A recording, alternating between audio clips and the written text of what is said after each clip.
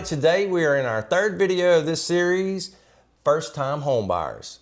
And we're going to talk about the 4 main loan types available to first-time home buyers. Yes, and we're going to help you figure out which one might be right for your situation, because a loan does not have a one-size-fits-all answer.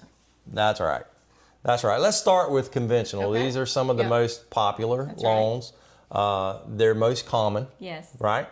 These are not government-backed loans, so lenders get to set their own rules for these. And some of the key features are your minimum credit score, usually around a 620 for a conventional loan. And your down payment can be as low as 3% if you're a first-time home buyer. That's there you go.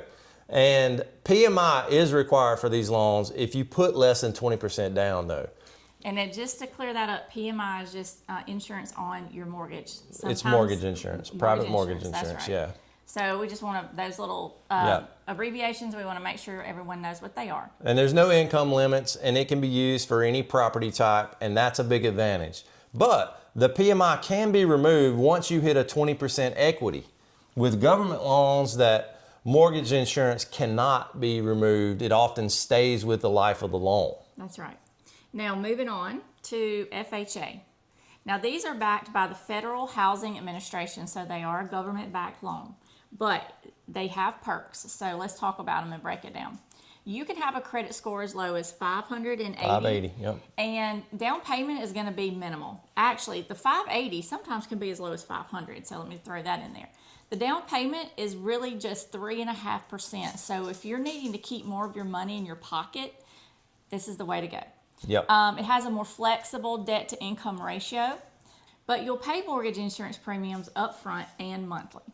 So FHA is great for first-time home buyers or those with a lower credit score, but there is a downside. So let's talk about that for a minute. The good, the bad, and the ugly. So there are loan limits based on your area, and that mortgage insurance is expensive and hard to remove sometimes. So just keep that in mind for FHA. Yep. And then the other loan that we want to talk about is the VA loan.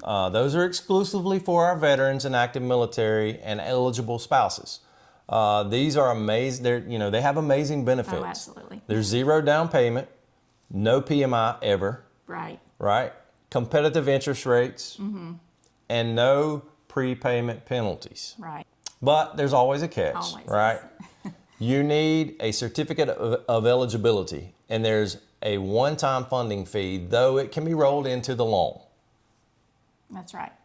And USDA is another type of loan, and it's for our rural areas, and rural is more broad than you might think. Yep. You don't have to live out in the sticks somewhere to qualify most of the time. Many suburbs qualify, actually. So, but the good thing about USDA is there's 0 down payment. You will oftentimes get a lower interest rate, and your income limits are based on the area median income. So the property must be in an eligible rural area. And you say, well, how do I know? Well, we can help you as your realtors. We can help you find that out. It's not that hard, but we will run it on a program that we have, and we can let you know if it qualifies. Yep, we can certainly do that. So let's do a comparison with a $200,000 house, right? Let's say conventional. Right. You're not a first-time home buyer, so it's 5% down, right? So that's $10,000 down. And then you have a monthly PMI payment of around $142. With the FHA, it's 3.5% down, so that's $7,000 down, plus the $1,750 upfront MIP, and then the $158 a month mortgage insurance premium. So yeah, VA would be 0% down, of course. So 0 down, but you have a $4,300 funding fee, possibly, yes. No monthly mortgage insurance. And then USDA, another 0% down, but you have a $1,500 upfront fee, which is $35 a month guarantee fee. So which of these loans sounds right for you? What would you choose? Well, if you're a veteran, VA is usually the best. If you're in a rural area and meet the income limits, I would say USDA is a great option. Yep. And if you have good credit and can put down 10 to 20%, conventional might be the cheapest. Long term, FHA makes sense if your credit is below 620, or if you're stretching to buy and you need that lower down payment, right? And flexibility. Yeah, want to keep more cash in your pocket. FHA could be the way to go. Right. So I think that, like we said before, the loan Depends on your situation. That's right. Yeah. And so don't ever think that it's a one size fits all and that you're going to fit perfectly into one of the categories. You need to look at all of them, and you need to talk to a local lender. Yeah, and we can get you in touch with a local lender who can run some scenarios with you on all of your options and see what best fits your situation. And next time, we'll be walking through the entire home buying process with you step by step, so you don't want to miss out on our next video.